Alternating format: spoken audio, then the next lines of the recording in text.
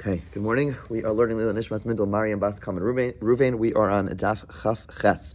The last thing, we just started talking about Tumas Ohel. Okay, so again, an Ohel is literally a tent, but that's not what it means in this context. A tent, an Ohel in this context means anything that covers a corpse, and anything that is under that tent, anything that's under that roof is called an ohel, and there's something called tumas ohel. What that does is that means that the tuma from the corpse, which is the strongest level of tuma, that impurity, impacts everything under that same roof. So again, you can have this large room like this. If there is a corpse in this room, then every single thing in this room, anything that's susceptible to tuma, will become tummy, assuming it is a proper ohel, assuming it's a proper roof. Again, ohel over here does not mean a tent, but really a roof. And the Gemara told us, the last thing we saw was the Gemara told us, how do we know that pishtan, how do we know that flax is going to be a proper roof? We said all things that come from a tree are not a proper roof. They do not have the regular halacha of tumas ohel. So if you have a roof over here made out of leaves from, a regular tree,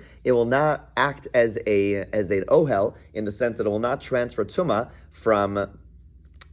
it will transfer tuma, but it itself, but it itself will not become tameh.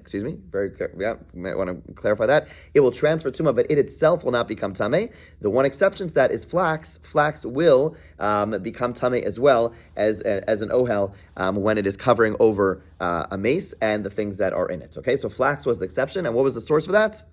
And remember, it was the end of yesterday's class. So this. The Mishkan writes Ohel from Mishkan. There we go. Thank you. Yeah, we got an answer. Okay, we got to give prizes, right?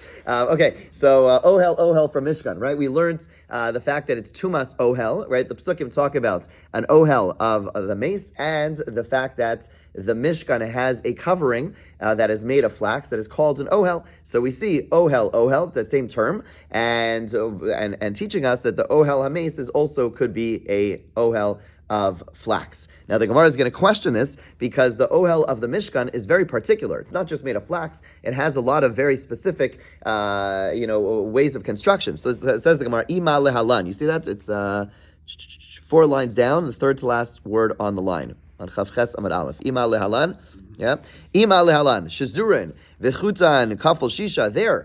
In the flax of the Mishkan, the cloth was made of it was twisted, and it was made of 6. It was each thread was made of 6 threads, right? Sometimes you have a thin thread, and sometimes you have a thread which is mixed of a bunch of them. The Mishkan's threads were 6 threads mixed together. So Afkan Shazur V'chutan Kafel Shisha. So here too, you want to tell me Ohel. You want to say, just like Ohel HaMace, you could say Ohel from the Mishkan. Yeah, that's a very particular one. It's twisted. It's made in a very particular way, and each thread was mixed. It was connected 6. It was like made.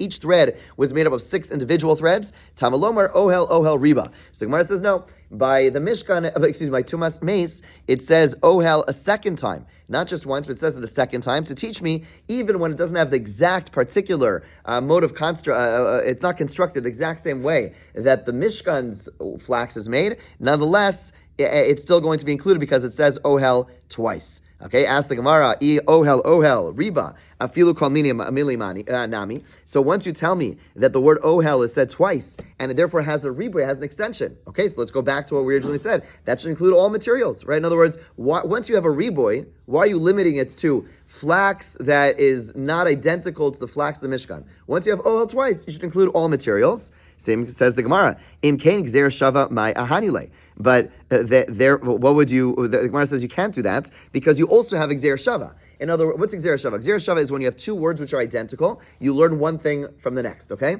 So the Gemara says yes, it's true. It does say ohel twice, and ohel twice is an expansion. Okay, by saying it a second time, by the extra word, it expands it. But if you want to now say ohel, I said it twice, and therefore include all materials, then you no longer have any value in the Gzera Shava, in the 2 words that are the same from Ohel HaMace and Mishkan. So the only way to put all these pieces together is to say Ohel from the pasuk of Ohel HaMace and Ohel of the Mishkan, teaching me flax. You may think it's only the exact form of flax that's used in the Mishkan. No, there you have Ohel a second time and expands it and says not just the way it's made in the Mishkan, but every type of flax. Okay? And the Gemara pauses over here, we'll pause over here, and say that at this point we have learned that Ohel HaMace, one of the one exceptional type of Ohel HaMace from a tree, is flax. Now the Gemara is going to question, based on our learning from the Mishkan, maybe we should include other types of materials. Okay? So it says the Gemara, Ve'ema, Malahalan Krashim. Okay, in the Mishkan, the Gemara is going to assume at this point, or try to argue at this point, that the beams, the wooden beams of the Mishkan, again, keep in mind, the Mishkan has wooden beams on its side. They're also called Mishkan, and Mishkan, they also should be referred to as Ohel. They're called the Ohel Moed. Afkan Krashim. So in regards to Tumah of a roof, you should also include wood. And we just said no wood. Where it says anything from a tree will not become tamei from tumas ohel, right? But the Gemara is pointing out, the Gemara is questioning at this point that the wooden beams are also referred to as the ohel moed, and therefore you have ohel from the pesukim of ohel ames, and therefore it should include the wooden beams. Where are we drawing this parallel from? It's not Xer Shabbat because it doesn't say ohel, or it's another ohel that we're saying about the Mishkan. Well, the Gemara is going to try to argue that the wooden beams are also referred to as Ohel Moed, and therefore you'll also have the Xer Shava. It's a form of Xer Shava. Basically, it'll be Xer Shava because the beams are called an Ohel. Okay, but the Gemara, as we'll see, is going to reject this. Amar Krav Asisa Es Akrashim La Mishkan. You make the beams for the Mishkan. Mishkan Kari Mishkan. There's something called a Mishkan. Vein Krashim Kriya Mishkan. The beams are not called Mishkan. In other words, it's a form of Xer Shava. The Gemara wants to say that the beams are called the Ohel Moed. They're part of the Ohel Moed. And how do we know that? Because they're called the Mishkan. The Gemara says that's not true. Because you have the beams are being built for the Mishkan. They're La Mishkan. They're not actually called the Mishkan. And therefore, don't tell me the beams are called Ohel Moed or called a Mishkan. Rather, they are meant for the Mishkan, but they themselves are not the Mishkan. Okay, so the Gemara rejects that and says, no, we're not going to learn from the wooden beams. And now we're going to ask further. Elamiata. Okay, so according to our reasoning so far, Vasisa Michse Ohel. The pasuk tells us that you make a covering for the Ohel. Okay, so you see that word there, Ohel, right? We say it's a covering for the Ohel, as part of the Ohel. Hachinami Michse Lo Mikre Ohel. Okay, so the fact that it says that you make a covering for the Ohel, right? But it doesn't call it an Ohel. So that would tell you that the michsa, this covering, which I'm gonna define for you in a second, is not called ohel. Okay, I'm gonna pause. I feel I'm about to lose everyone. Okay, so like this, there are a couple of coverings on the Mishkan. Okay, there is one that's made of flax. There's one that's made of goat hair. Okay, keep in mind you have this. The Mishkan has different amounts of coverings. We'll see. There's going to be a bit of machlokas, but basically different amount of coverings over the Mishkan itself. One of them is flax, and that was the ohel that we learned just by tumas mace. You have this concept of ohel, which is undefined. It says a covering, and by the Mishkan it says ohel, which is flax. So we learn that flax covering has tumas ames. But now we're going to start questioning by other coverings of the Mishkan. All right, we're going to talk about other coverings of the Mishkan, and the Gemara at this point is going to be referring to one of the coverings which is made of the hides of an animal. Okay, one of the coverings is made of skin, like hides of an animal, and the pasuk there says vasa michse la ohel. You should make a covering for the Ohel. So does it define it as an Ohel or for? No, it says it's for the Ohel. Similar to the same argument that we made by the Krashim, by the beams. We said it's beams for the Mishkan. So we said it's not the Mishkan. It's for it. It's not it. So similarly over here, we see there's a pasuk that talks about the hides, and it says the hides are for the Ohel, but they're not the Ohel, right? So if we would pause over here, we would say, so hides certainly are not defined as Ohel, right? And therefore should not become tamei like an ohel hames, because they are not ohel. However, the Gemara says ella. However, hadabai Rebbe Lazar asked a question: Ar behema tameya maushi tamub ohel hames. Rebbe Lazar asked a question about non-kosher animals which are covering over a corpse. So he asks, are those going to be a good ohel for cover of ohel hames or not?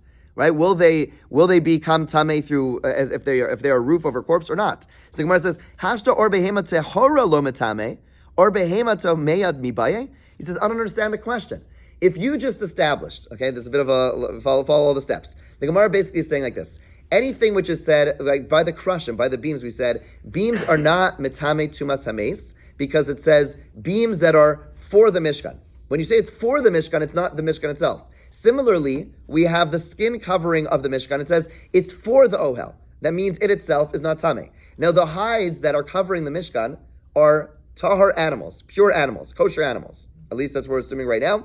And we're clearly saying it itself is not an Ohel. It's for the Ohel, right? Therefore, it itself has not become Tameh, right? But the Mishkan's coverings are pure animals, kosher animals. And yet, Rebbe Lazar asked the question, will non-kosher animal hides be able to become an ohel ames? says, what kind of question is that? If in the Mishkan itself, we just concluded that kosher animal hides are not going to act as an OL, a mace, then certainly not impure animals, right? What the Gemara is basically getting at, saying that your whole reasoning of saying it's for something else, meaning krashim la mishkan, that's not a really good argument, and really, therefore, it must be that the hides of the Mishkan are going to become tameh, and even though it says vasisa michsa lo la ohel for the ohel, that's not a good. That doesn't. It's still part of the ohel itself, and therefore should still become tameh. And therefore, we'll say that the kosher animals will become tameh. And now we can understand Rabbi Elazar's question. In other words, there's a long way of saying this whole argument of saying that the beams are for the Mishkan is not a good argument. You all with me? Ish. Okay. So the Gemara says. Shani Hasan. The Gemara says no. There, you can ask from the hides of the Mishkan. Why? The hadra hadre kra, because the pasuk later on repeats the mention of the hides, and as we'll see, puts it together with the skin, with the flax. It's the pasuk is like this: V'nasu es yiras Mishkan. You should carry.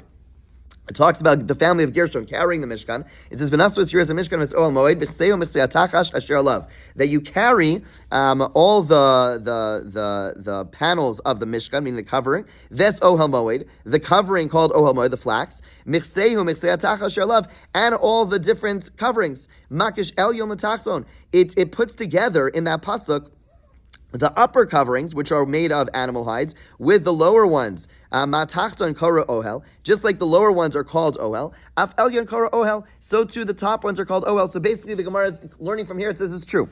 Although it doesn't refer to the animal hides explicitly as an ohel, but nonetheless it juxtaposes them, it puts them together with what is actually called ohel, and therefore we learn from here that the animal hides from a kosher animal are going to become tamei because they're like an ohel, even though the pasuk themselves explicitly doesn't call them an ohel, but it puts it together with the flax ohel. Okay, and therefore that's why the Gemara already knows that kosher animal hides are going to become tamei, and that's where Rabbi Elazar asked the question. Okay, what about non-kosher animal hides? Okay, yeah. And the answer would be. Well, now we're going to go back to the question. Gufa, let's go back to the question. By Rabbi Elazar. Rabbi Elazar asked the question. What about non-kosher animals? Do they become tamei with roof tuma? Okay. So, Mike Mebaile, what's the question? Amar Ravada Bar Hava, Tachash, Shahai b'mei Moshe, Kimi Baile. He's asking about the Tachash. What is the Tachash? The Tachash we're going to see is the ancient unicorn. This is the unicorn, as we're going to see. Okay, so the Gemara says like this: Tamei haya of tar haya was the tachash. The tachash is one of the skins, one of the hides that are used for the Mishkan. It's one of the coverings of the Mishkan. The Gemara wants to know, Rabbi Elazar, and the Gemara is going to assume that anything that was used, now the Gemara just concluded that anything that was used as a covering of the Mishkan, by definition, is going to become what? Tamei, right? Tamei, tumas ohel, because it juxtaposed all of them. It said all the skins, all the coverings are all called ohel. They're all put together.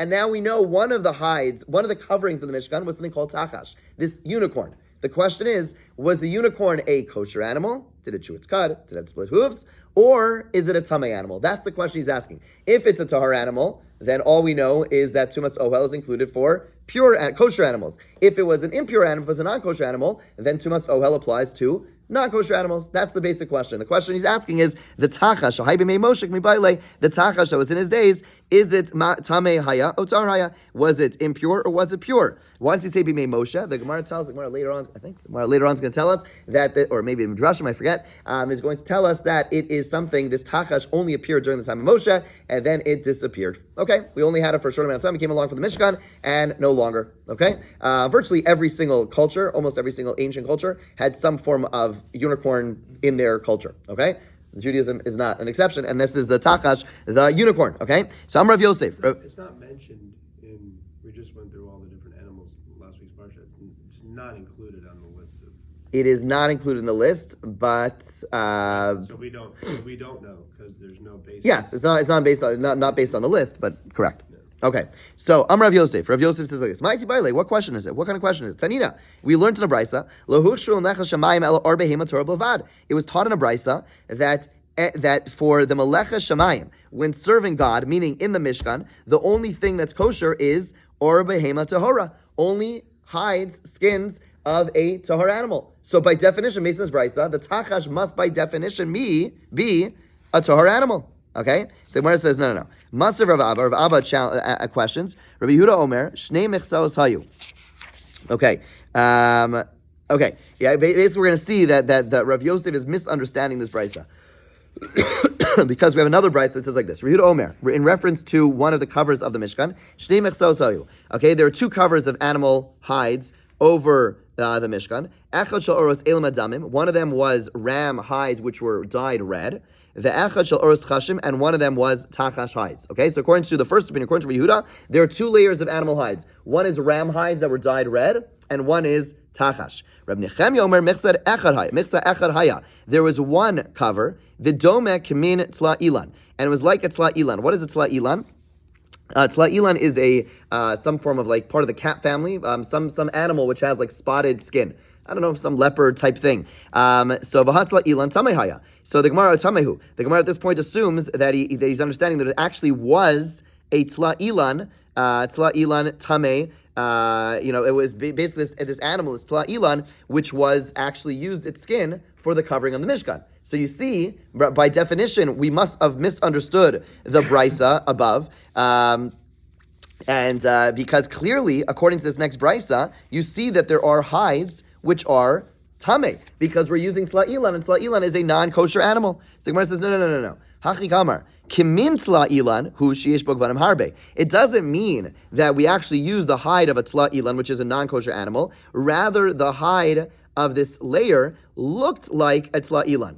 Okay, meaning it had many colors. V'lo tla ilan dilo hasam tameh v'achatar, because tla ilan is not kosher, but tachash is kosher. Rav Yosef ihachi hainu de misargaminan sasgona.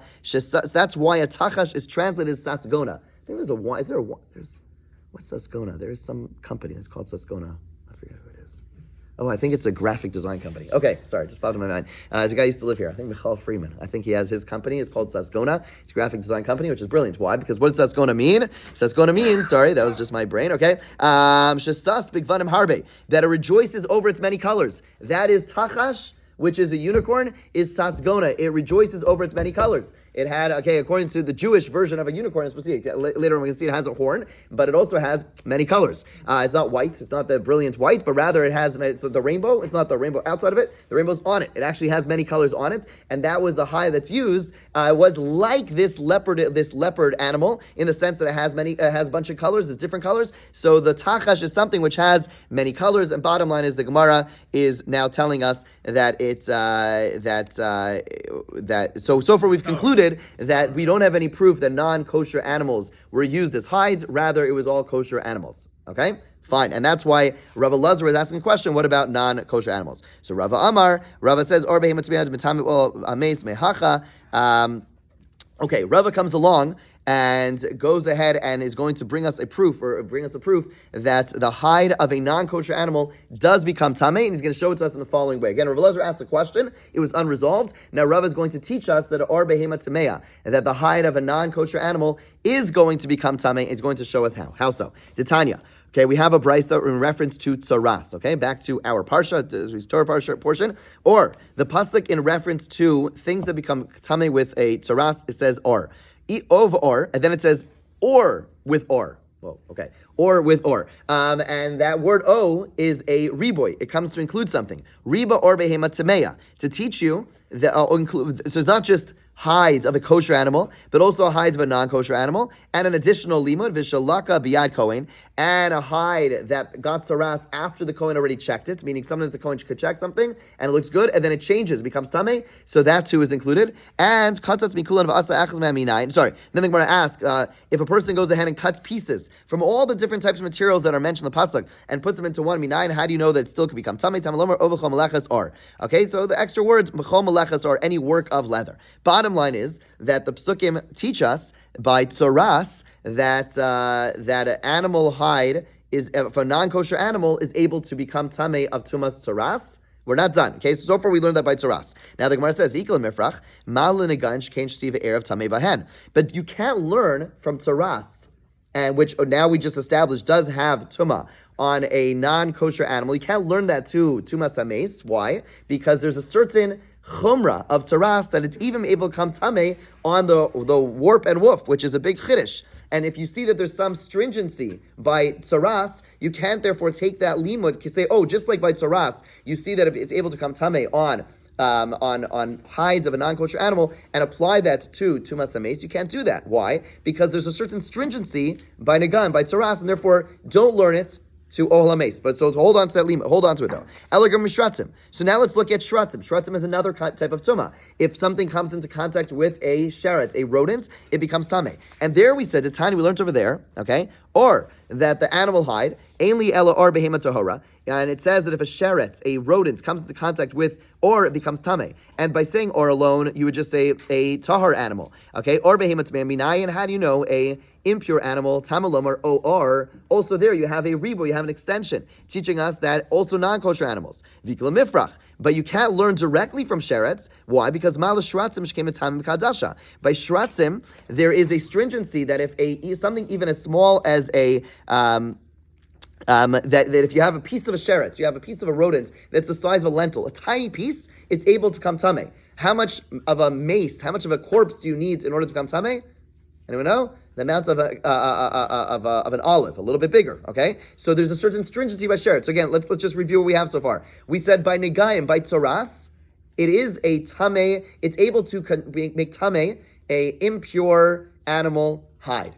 But there's a certain, you can't learn from there directly to tumas ohel. Why? Because negayim has a certain stringency that it's able to come tameh on warp and woof. And that's a big stringency. It's a big chiddush. Okay? And then if you look at sheretz, you can't learn from there directly. Why? Because it has a big stringency that it's able to come tameh on with just a little lentil. But you have each of them, both negayim, both tzaras, and sheretz, rodents. You see that both of them are able to contaminate a certain, they're both able to contaminate impure animal hides, but both of them have a stringency.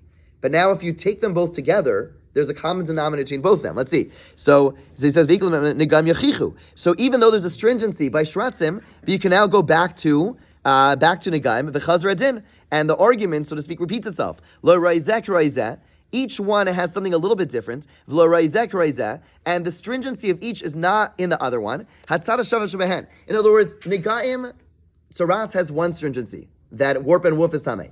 And shratzim has one stringency that's able to become tameh with a lentil. But both of them don't share that stringency. So clearly, though those stringencies are not relevant, you can ignore those stringencies. Okay, Hatzara Shavash Behen, they both have a common denominator. So Sha'or Tameh Behen, that they both of them, from both of them, you have animal hides which are from impure animals, which become tameh. Or Behemat Me'ab or Behemat Torah. And in both of them, the Torah says, just like a kosher animal hide is able to come tameh, so too a non-kosher animal hide. Afani Avi Ohel Hameis. So also I'm going to learn by a roof tameh tuma Sha'or Tameh Bo that animal hide become tameh v'nasaba or Behemat Me'ab or behemoth tahora, and not only with a hide of a kosher animal, so too with an impure animal. Right? So that's a way the Gemara learns that says you can ignore the stringencies of each because they each have a common denominator, and I can learn from both of them to the hide to ohel hameis, and you'll say that the hide of a non-kosher animal will also be able to be a tumas ohel. The Gemara asks one question: